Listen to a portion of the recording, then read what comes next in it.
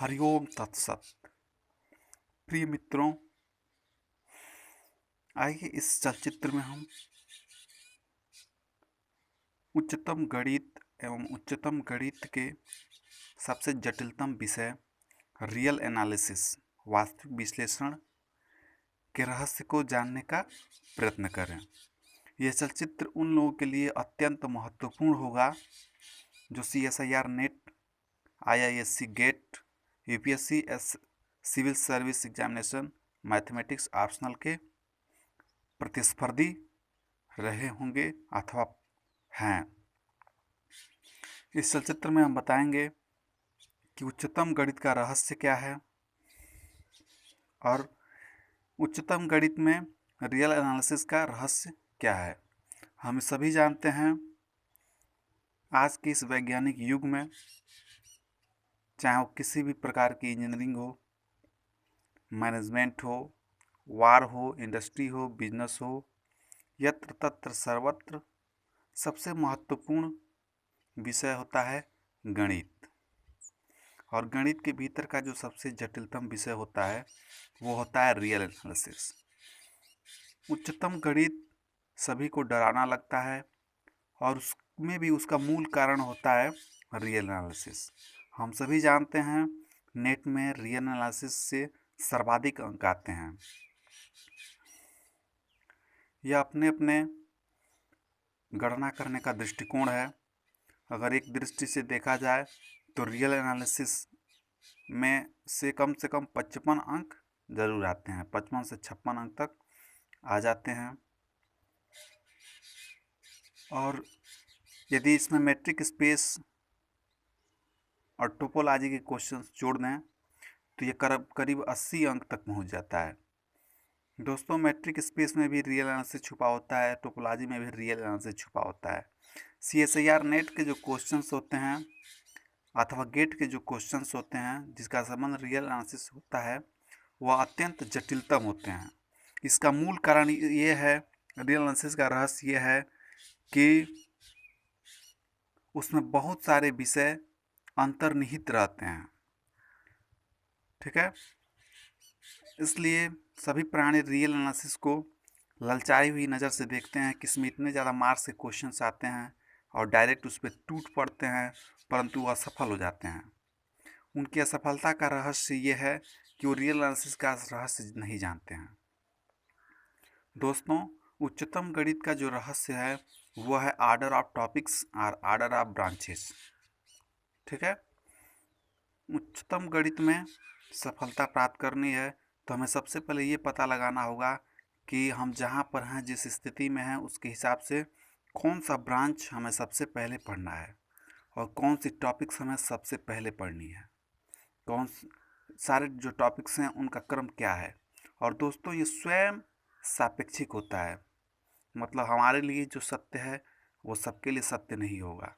हमारी जो अंतः स्थिति है उसमें और अन्य लोगों में अंतर होगा। जो हमारे लिए सरलतम होगा वही दूसरों के लिए दुर्लभतम होगा। ठीक है, तो रियल एनालिसिस के रहस्य के संदर्भ में ये बताएंगे। यदि आप CSIR नेट के एस्पायरेंट्स हैं तो मैथमेटिक्स के मूल रहस्यों में से एक है कि सबसे पहले हमें ऐसे चीज़ को पढ़ना होता है जो सबसे सरल हो। जो सबसे सरल हो वही हमारे लिए उस समय विशेष के लिए प्रिय होना चाहिए और वही हमारे लिए कल्याणकारी होगा। तो CSIR नेट के संदर्भ में जो सबसे सरलतम प्रश्न होते हैं वो जनरल एप्टीट्यूड के आते हैं। जनरल एप्टीट्यूड के प्रश्न, अधिकतर प्रश्न जो होते हैं वो इंटरमीडिएट लेवल के होते हैं। इंटरमीडिएट के एजुकेशन उसके मैथ, फिजिक्स, केमिस्ट्री से रिलेटेड होते हैं। उसके बाद से जो उससे थोड़ा कठिन होता है वो ऑपरेशन रिसर्च होता है। ऑपरेशन रिसर्च के लाइनियर प्रोग्रामिंग प्रॉब्लम जो हैं नंबर 2 पे आते हैं। ठीक है, लाइनियर प्रोग्रामिंग प्रॉब्लम हमारे दैनिक जीवन के समस्याओं को सुलझाने में अत्यंत महत्वपूर्ण है। यह ऑपरेशन रिसर्च जिसकी उत्पत्ति ही युद्ध से हुई थी, सिर्फ युद्ध नहीं बल्कि हमारे दैनिक जीवन के अनंत क्षेत्रों में कल्याणकारी है। इसके बाद से जो तीसरा जो टॉपिक्स है वो है मॉडर्न एल्जेब्रा। टॉपिक्स कह लीजिए अथवा मैथ ब्रांचेस कह लीजिए। मॉडर्न एल्जेब्रा के बाद से जो चौथा जो ब्रांच है मैथमेटिक्स का वो है लाइनियर अलजेब्रा। लाइनियर अलजेब्रा में उतने ही मार्क्स के क्वेश्चन आते हैं जितना कि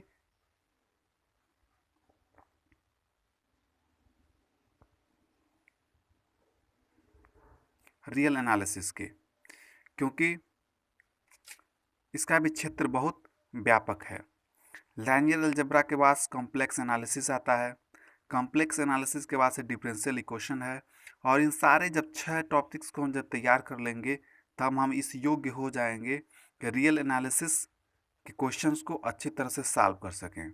यहाँ जो मैंने क्रम दिखाया है रियल एनालिसिस का, जो सीक्रेट है कि रियल एनालिसिस तक पहुँचने से पहले ये 6 टॉपिक्स जो हैं, 6 ब्रांचेज मैथमेटिक्स की, जनरल एप्टीट्यूड या जनरल मैथमेटिक्स कह लीजिए, उसके बाद operation research LPPV, modern algebra, linear algebra, complex analysis और डिफरेंशियल इक्वेशन, जिसमें कैलकुलस ऑफ वेरिएशन भी समाहित है। इनका कहने का आशय ये बिल्कुल नहीं है कि जब ये इनमें से कोई एक ब्रांच चल रहा होगा, एक ब्रांच की तैयारी हम लोग कर रहे हैं तो बाकी ब्रांच पढ़ेंगे ही नहीं।